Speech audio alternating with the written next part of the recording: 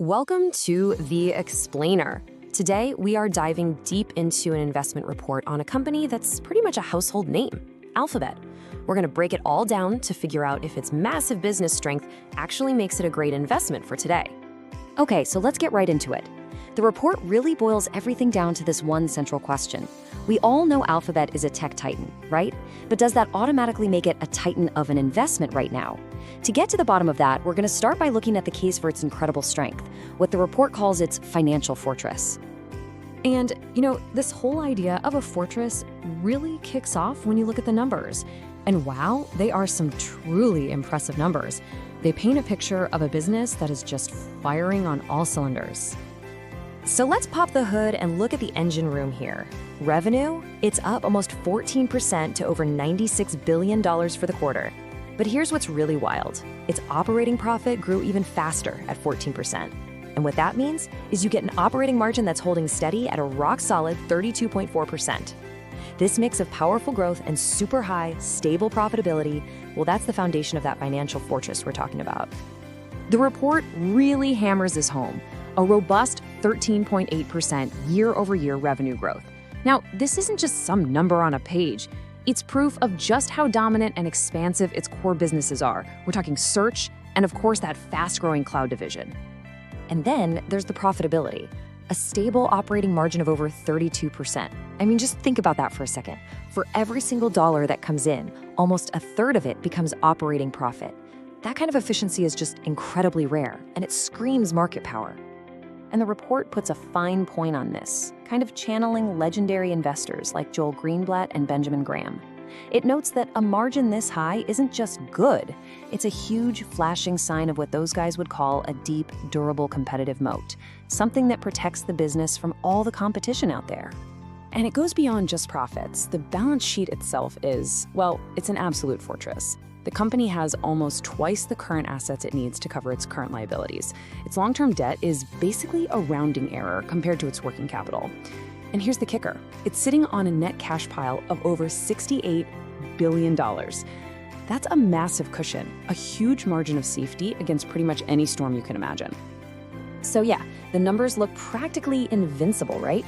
But here's where the report throws a curveball.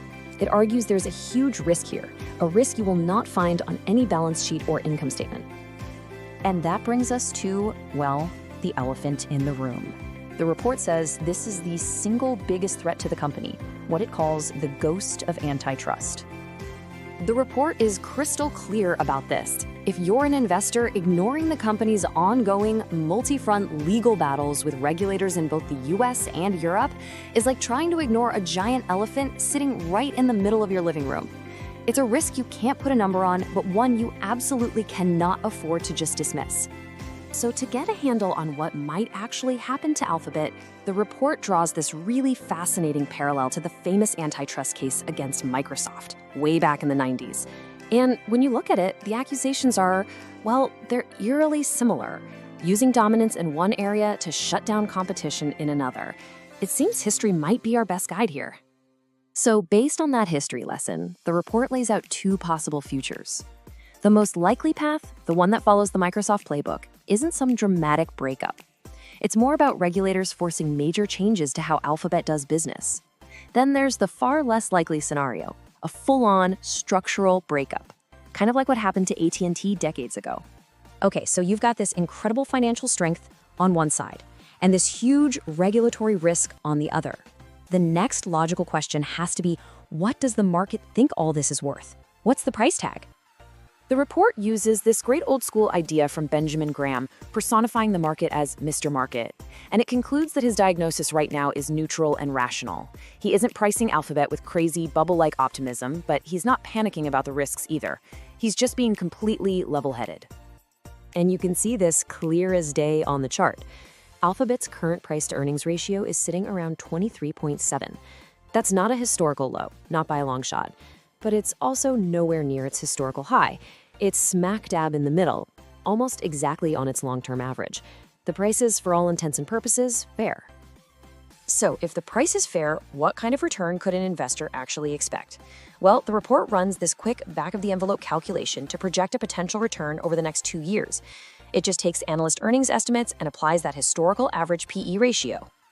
And the result of that math is a potential annualized return of 11.5%. Now, that is a solid double-digit figure that would probably beat the broader market. But let's be clear, it's not a screaming once-in-a-lifetime bargain. It's just attractive. So what does this all mean for you, the investor? After weighing the strengths, the risks, and the price, here is the report's final verdict. First things first, the report asks the most fundamental question you can. Putting the stock price aside for a moment, is the company itself a good business?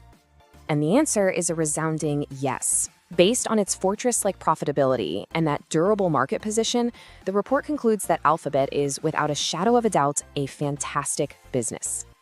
Okay, but for an investor, a good business is not enough.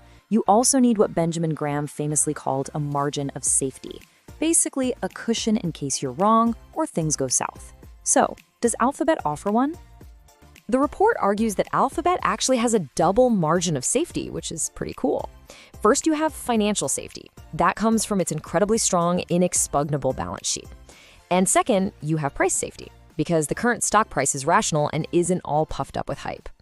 And this is a really crucial point.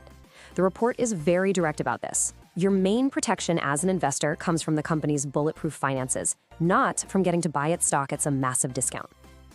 And that leaves us with the final takeaway from this whole analysis. The report's verdict is that Alphabet is a fantastic, high-quality company, and it's trading at a reasonable, fair price. It offers an attractive potential return and even a double margin of safety. But, and believe me, it's a big but, an investor has to be willing to live with that giant, unquantifiable regulatory question mark hanging over its future.